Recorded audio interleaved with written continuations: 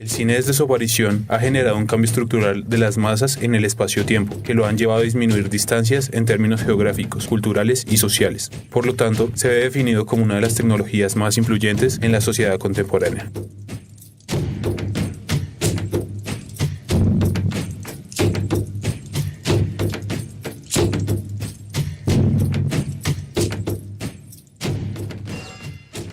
El cine colombiano se encargó de incursionar en la temática del conflicto armado, el cual se ha visto reflejado en películas como Golpe de Estado, estrenada en el año de 1998.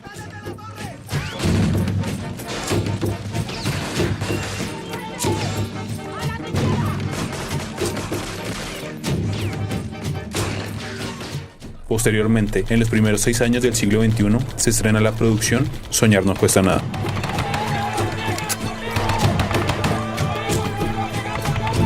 Consecutivamente, en el año 2011, considerado como el mejor año de la industria cinematográfica colombiana, llega a las salas de cine la película El Páramo. ¡Chispas, qué pasó! ¡Chispas!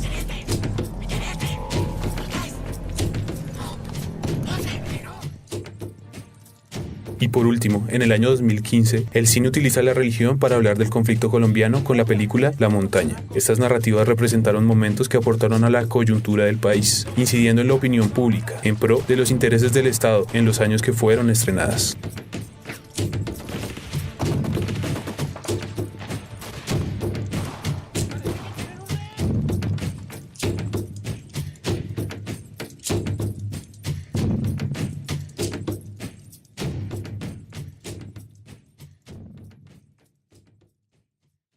En el año de 1998, es escogido como presidente de la República de Colombia a Andrés Pastrana, candidato del Partido Conservador. Una Colombia en paz, pero la reconciliación demanda un gobierno capaz de organizar un liderazgo colectivo por la paz, que implica sacrificios, exige renuncias y por sobre todo demanda compromisos graves que han de ser estériles mientras Caín siga matando a Abel.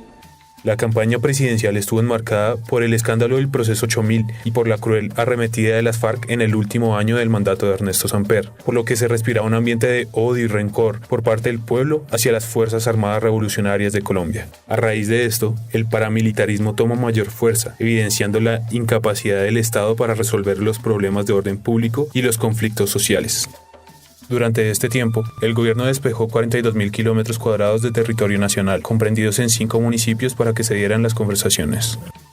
Pero este proceso de gran ambición para el gobierno fue manchado por terribles ataques a la población civil por parte de las FARC en la zona de distensión, lo que lo llevó a su fracaso. Manuel Marulanda no cumplió su palabra para acompañar al país entero en el proceso de paz que aspiramos a iniciar. Tras la situación que vivía el país en esta época, en la cual se veía la ausencia del Estado en zonas rurales y donde el ejército llegaba de un gobierno de poca credibilidad en cuestión de seguridad, surge una alianza con los Estados Unidos para fortalecer la infraestructura militar. Paralelamente se dan las elecciones del año 2002, donde Álvaro Uribe Vélez promete una seguridad democrática que terminará con los grupos al margen de la ley, convenciendo al pueblo, quien lo elige como nuevo mandatario. Siempre he hablado de la necesidad de no llevar a Colombia al polo del diálogo claudicante ni al otro extremo de la guerra arrasada. He dicho que con autoridad democrática, eficaz, con suficiente fuerza pública, con decisión presidencial, con un presidente como primer soldado de la patria, con 1 millón de ciudadanos apoyando la fuerza pública transparentemente, ese día empieza el final de la guerrilla. Desde el año 2002, durante la presidencia de Álvaro Uribe Vélez, las fuerzas militares pasaron de ser poco creíbles a ser una institución aceptada por la sociedad civil, pues empezó a notar una cercanía del pueblo colombiano con el Ejército Nacional. Y supe que contaré con Ángela. Prestó parte del servicio conmigo. Hoy dejo unas botas que se gastaron en 1 año lo que se gastarían en 10.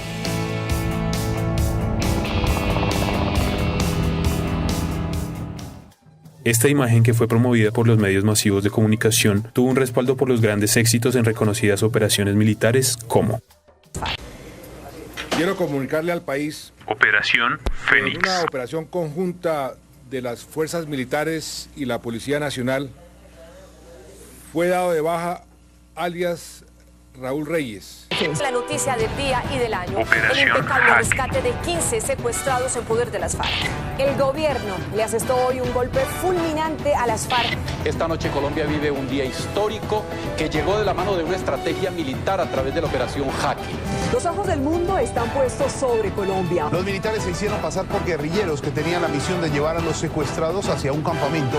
Mamá, estoy viva, estoy libre. Mamá, el ejército me rescató. El Comando de Operaciones Conjuntas de nuestras Fuerzas Operación Armadas Camaleón. acaba de rescatar al señor General Mendieta y al señor Coronel Murillo. Esto le da una gran alegría al corazón de los colombianos y una gran alegría a esas familias. Lo felicito. Y son 7 toneladas de Operación explosivos sobre Sodoma. el búnker del Mono Jojoy. Estaba en su guarida con cerca de 20 guerrilleros más y el fuego fue nutrido.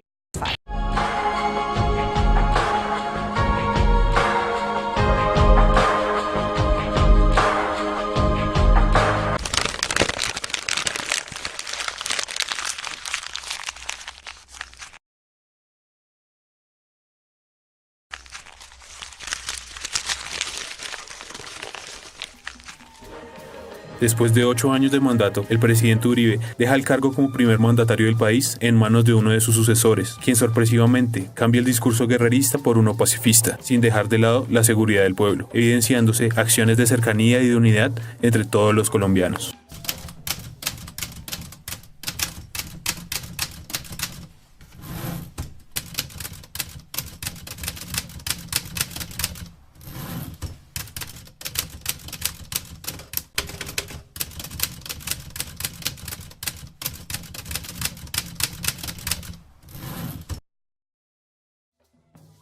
El despeje del Caguán.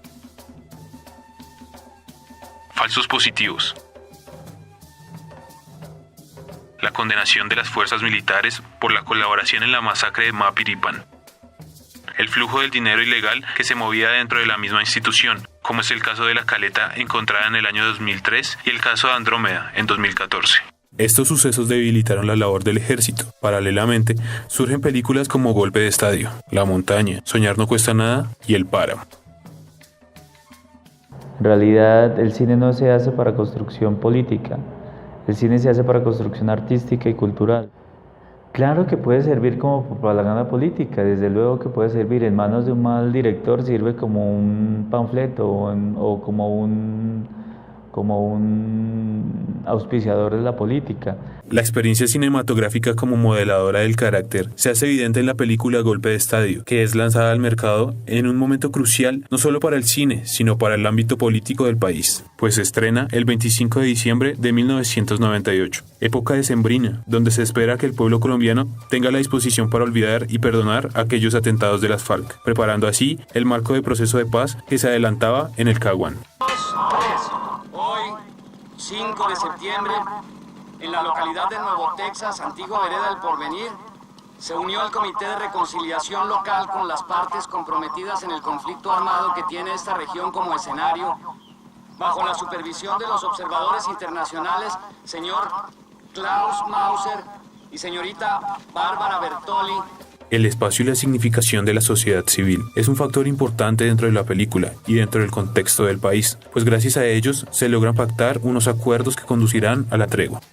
Dentro de la producción se manifiesta que el Estado colombiano entregó el país a los Estados Unidos, situación que no es ajena a la realidad. El doctor Winfield dice que ya nos entregaron casi medio país y que quieren ese triste sitio y que ya veremos. Haciendo evidente la ausencia del Estado en poblaciones rurales, la imagen de un ejército deteriorado por las atroces arremetidas de las FARC y un gobierno con poca credibilidad en cuestión de seguridad, La Montaña nos ofrece una visión de ejército nacional recuperada tras la llegada del mandatario Álvaro Uribe Vélez y el cambio de discurso por parte de las Fuerzas Armadas a un discurso guerrerista. En palabras del presidente Uribe, menos tiempo en la oficina y más tiempo en el campo de batalla. Sin embargo, el estreno de esta película se da en el 2015, durante el reintento de negociación con el grupo guerrillero, las FARC. Avanzando en el contexto histórico del país, nos sumergimos en el año 2003, exactamente el 19 de mayo, donde se iniciaron las investigaciones en contra de 15 suboficiales y 126 soldados de la Brigada Móvil número 6, implicados en el escándalo de la caleta de las FARC, quienes por ello pagarían entre 41 meses y 10 años de cárcel por el delito de peculado por apropiación. Simultáneo a esto, la productora CMO decide hacer la película Soñar no cuesta nada, que se estrena el mismo mes que sale el fallo de la condena. Un día estaba en mi oficina leyendo el periódico y leí la noticia de que 30 y pico soldados habían encontrado una huaca. Entonces llamé a mi socia Ana Piñero y le dije: Ana, aquí está la próxima película.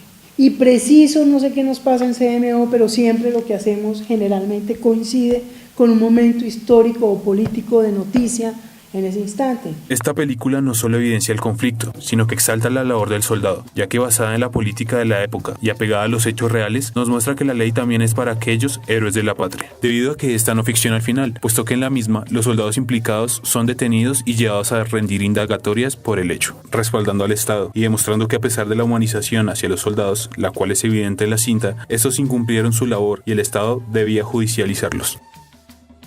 En el transcurso del cambio de mandato, se genera una tensión entre el nuevo presidente y el expresidente por el cambio de discurso, lo que revela una imagen de ejército diferente que es retomada por la película El Páramo, pues se ven inmersas, primero, en la relación de odio y suposición que genera el conflicto entre las guerrillas y el ejército. ¿Cómo es? Si fue la guerrilla la que atacó la base, tuvieron que haber entrado por este lado, mi teniente. Estamos a 3 horas de camino. Mejor nos apuramos, que ya llevan 2 días incomunicados.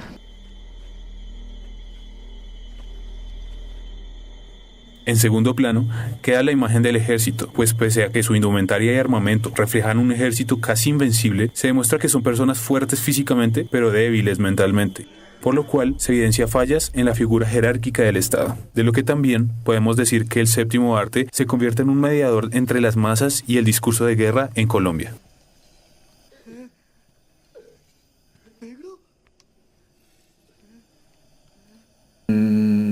Siento que es importante hablar de esto.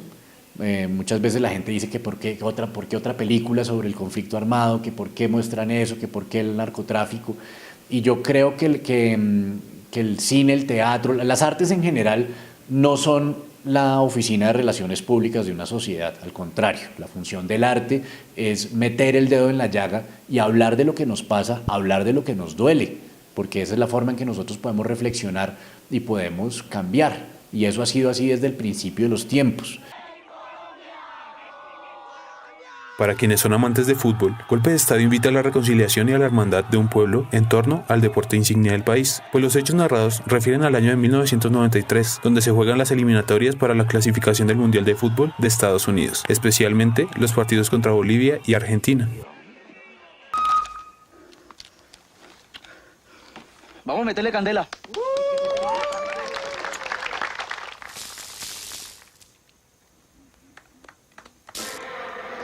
Ellos no pueden romper la historia. Ellos no deben romper la historia. Nosotros los argentinos tenemos que seguir históricamente como estamos. O sea, Argentina arriba, Colombia abajo.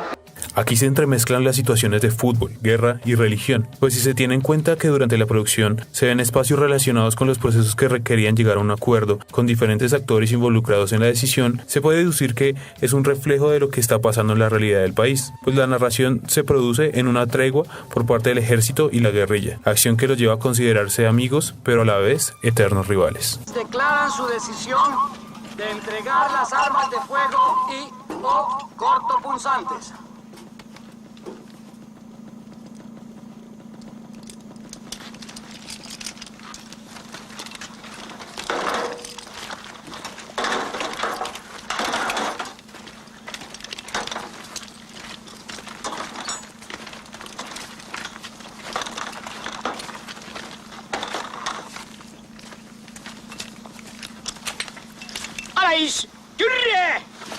Proceder a entregar las armas.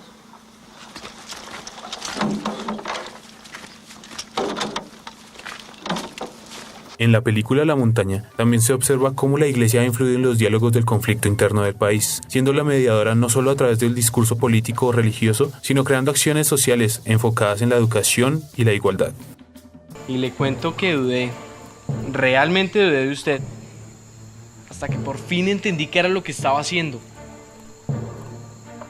Le cuento que nadie lo hubiera podido hacer mejor. Pues realmente yo no hice nada. Yo no sé usted cómo lo hizo, pero esa huevonada de pagar mal con bien, como usted dice, funciona, hermano. Ahora no se me comprometa para el martes. Tengo todo cuadrado y vamos a mandar a Gabriel para que negocie la desmovilización de esos tipos. Por otra parte, nos muestra una jerarquización diferente a la habitual, pues el Dios de los cristianos se muestra superior al poder armamentista de las fuerzas militares. Buenas, gracias. ¿Para unas Biblias? Pues no sé. ¿Rojas? Ah, rojas. Pues puede tener esta. ¿Esta es la última? ¿Cuántas tiene? ¿No tiene más? Tengo este. Pues regáleme a mí. Ya me lo leí, pero... ¿No tiene la otra Biblia, la camuflada? ¿Por los nuevos millonarios, sí o qué? Porque nunca más en la vida tengamos que volver a comer una porquería de estas. ¿Qué le pasa a mi teniente? Camarón de tierra, a ver lo sabroso que es. El rol del soldado es una característica importante dentro de este tipo de producciones, como se puede evidenciar en la película Soñar no cuesta nada, pues acerca al público a la labor de un soldado y lo que vive en la selva, logrando reconfigurar los imaginarios de la guerra en Colombia, al punto de humanizar la película, teniendo en cuenta el momento coyuntural que se vivía en el país tras los hechos reales. Adicionalmente, se transporta al público a un espacio selvático, lugares que no son familiares o tan conocidos por la mayoría de los observadores, logrando hacer de estos espacios más reconocibles, cercanos y que aportan al significado de la selva y nuestra construcción de guerra y trabajos militares. ¿Eso qué es? Micos, estos bandidos tienen que estar cortos de víveres y están comiendo esto. Eso parece porritas. ¿Quién quiere mico con aguapanela?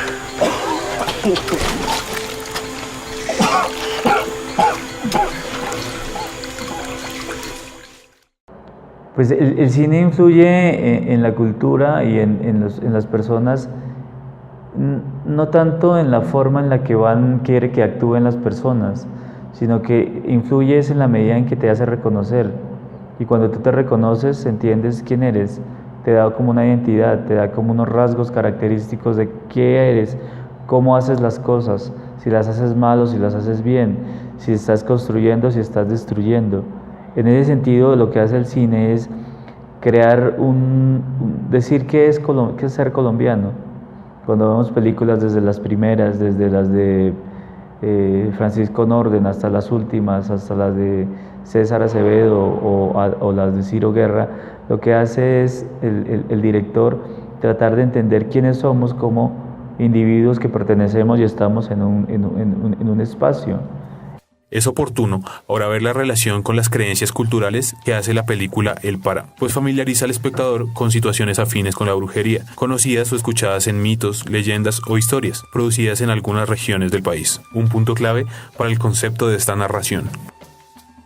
Adicionalmente, los 9 personajes creados para representar a un grupo fuerte de militares son provenientes de diferentes lugares de Colombia, lo que nuevamente humaniza y genera vínculos de cercanía, pues también hace pensar al público que el Ejército Nacional es de todos.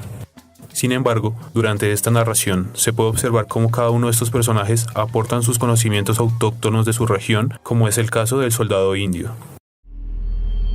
Son contras, mi teniente. Contras, mi teniente, para espantar el diablo. ¿De qué me está hablando? Lo utilizan en el campo, mi teniente, para espantar las brujas y esas cosas. ¿En el campo o en su casa, indio? Así como en las anteriores producciones, El Páramo también le da un papel importante a la religión, en especial la cristiana, que encierra a un grupo poblacional cuyos fieles creen y se consagran en Cristo, situación que refleja parte de la realidad del país, pues pese a que se declara que Colombia es un país laico, más de la mitad de su población pertenece a esta corriente espiritual. Me cuesta mucho trabajo esa estructura de obediencia que aparentemente no tiene mucho sentido, ¿no? Que es el obedecer por el obedecer. Que siento que es necesaria dentro de una institución como el Ejército en todas partes del mundo, que si la gente no hace caso, pues, o si se ponen a debatir las órdenes, pues sería caótico.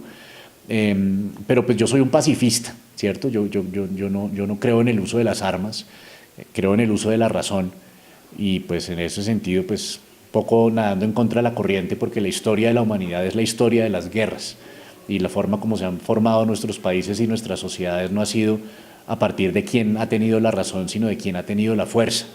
Repito, 500 metros al noroeste de la torre en la nomada.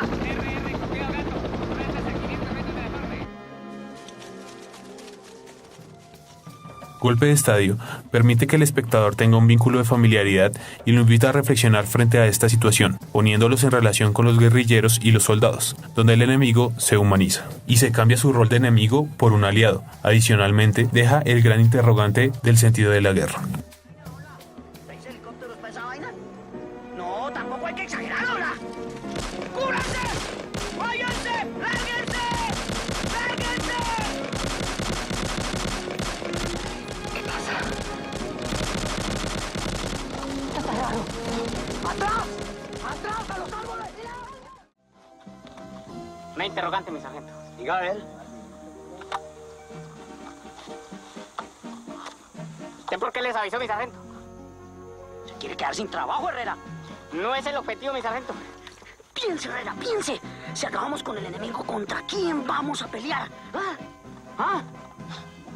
¿Se nos acaba el trabajo, sí o no? ¿Sí o no? ¿Ah?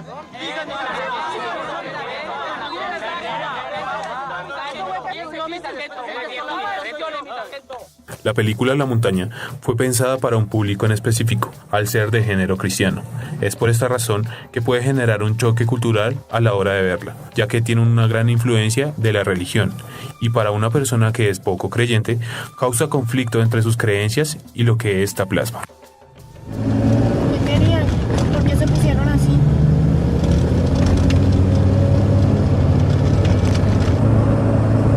Por esto.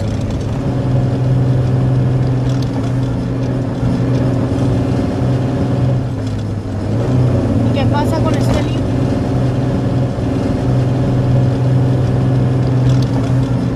Toda la ideología de la guerrilla está basada en el marxismo.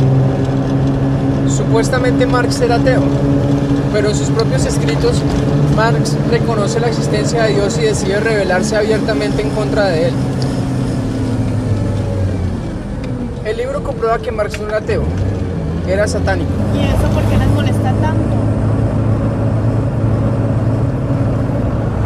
Porque si Dios existe, uno no regresa al polvo después de la muerte. Uno tiene que rendirle cuentas de lo que ha hecho. El olor de la plata cuando es harta y está junta es lo más rico que hay en la vida, ¿sí o no, porritas? No sabría decirle, Lanza. Lanza, en este morral mal contaditos hay $80,000 y unos pesitos, que son todos para usted, Lanza, para usted, mijo. Yo no soy ladrón, Perlaza. Uy, además, ¿a quién le va a estar robando, ah? Esa plata no es de nadie. Por eso nosotros la cogimos, porque a nosotros sí nos hace falta. Pues que, ¿qué? ¿A usted no le hace falta? A mí sí me hace falta, hermano. Yo necesito esta plata para sacar de puta a Jan, hermano, y hacerla a mi mujer, solo mía. Eso sin plata yo no lo voy a lograr, Lanza. ¿Y usted? ¿No necesita ponerle la cara a su mujer? ¿Recuperar lo que perdió en el lote? Sí. ¿Y entonces? En la cinta cinematográfica Soñar no cuesta nada, se hace evidente que no se realiza como una denuncia contra el ejército y la problemática que estaba pasando en el país. Por el contrario, se realiza con el fin de mostrar a seres de carne y hueso, de tal manera que el espectador pudiera cambiar los roles de víctima y victimario y llegar a humanizarse con lo que les había ocurrido a estos soldados, creando tensiones entre lo que es correctamente ético y el hecho de ponerse en el lugar de estos. Sí, lo que decíamos es que esa plata no es de nadie, esa plata de quién es, está enterrada, no la encontramos. Si yo voy por la calle y me encuentro un diamante o me encuentro un reloj, ¿qué hago? Pues me lo guardo, me lo quedo, pues porque ¿a dónde voy a preguntar de quién es eso? Ellos sabían que era de las FARC, pero no podían ir a preguntarle a señores, nos encontramos un mundo de dólares aquí, ¿ustedes quieren recuperarlo? No, pues unos muchachos jóvenes que hacen, pues se guardan la plata y vamos a gastarnos esa plata que no es de nadie. Y ellos creían, sí, ellos tenían claridad de que eso no era de nadie y ellos nunca pensaron que estaban cometiendo un delito.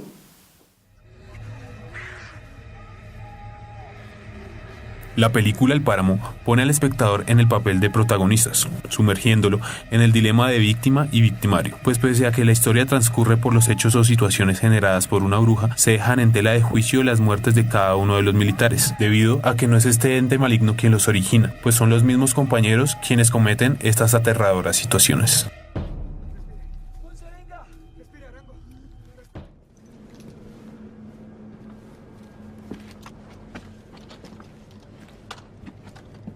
Sin embargo, no es el único momento donde se pone en este conflicto al público, pues la situación desencadenada por un soldado que quiere violar a dicha mujer ponen a pensar al espectador si éste merecía o no la muerte por la gravedad de sus actos.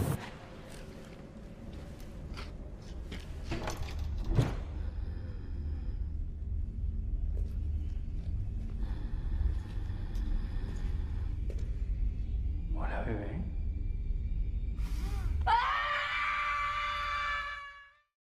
Finalizando este recorrido por el cine colombiano, se evidencia que este, además de ser una industria económica y cultural, es generadora de contenidos que difunden emociones, costumbres e ideologías, ya sean políticas o religiosas.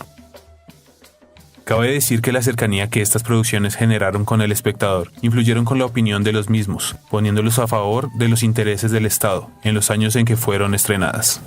Pues además de reflejar una imagen del país, estas películas fueron acompañadas por otras campañas que limpiaron la imagen del Estado, como quedó plasmado durante este documental.